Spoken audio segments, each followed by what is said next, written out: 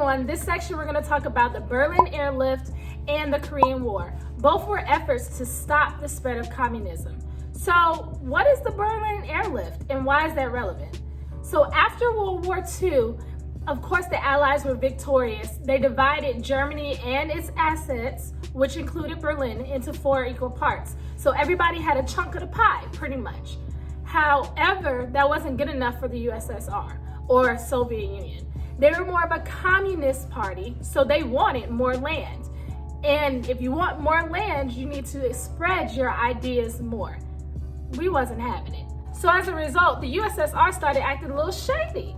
They started blocking off everything. So for those students who are in my Google Classroom, this is already in your notes, but I want you to know the cause and effect relationship that happened around the Berlin Airlift.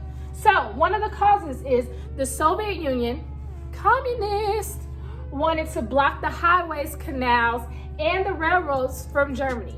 That way, if I can starve them, they'll come on my side. So basically, the people started suffering. So that is an effect. The people in Germany were suffering because they couldn't get the goods and services they needed. So because of these blockades put together by the Soviet Union, the people of the country began to suffer in Berlin.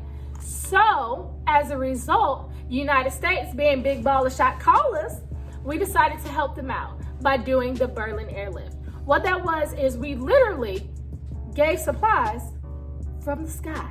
Like, can we imagine a bigger mic drop than that?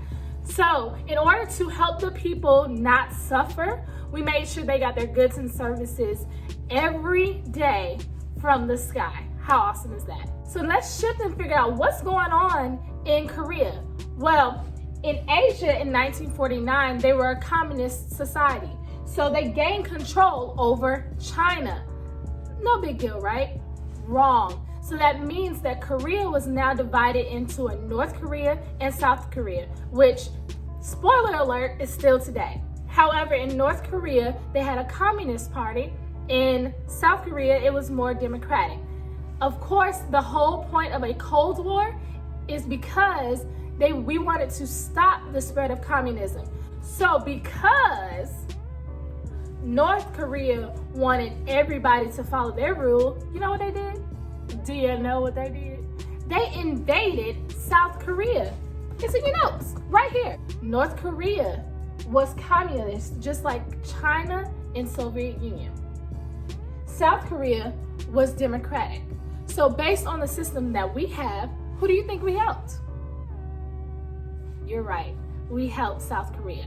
So this was a battle between North and South Korea. Now this battle didn't just stop because one side won and one side lost. They actually became a stalemate and they just ceased fire and everybody went on their respective ways. So still today there's a guard post that divides North and South Korea to stop that invasion from happening again. But again, the Berlin Airlift, as well as the Korean War, was just to make sure communism did not spread. Because if the North would have taken over the South, they would have forced their government on the people in the South, thus making Korea, the whole country of Korea, a more communist state. The same thing in Germany. If the people would have gave up and just wanted to go under the communist rule, Germany would have been communist. So that would have caused a whole lot of red scare, plug, a whole lot of communism that would have put us at risk for another war. Now, I want to make sure I'm clear.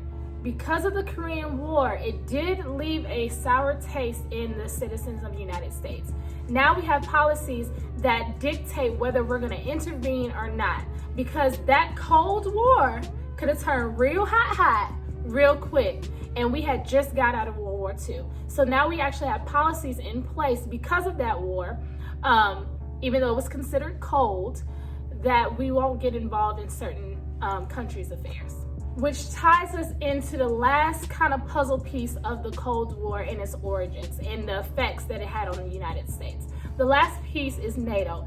In the last session, I did go over what NATO was, the North Atlantic Treaty Organization, but this organization was specifically put into place around this time because of the whole conflict of what happened in Korea and Germany and things like that. In order for us to be able to sit at a table and peacefully work out our differences instead of going to war with each other.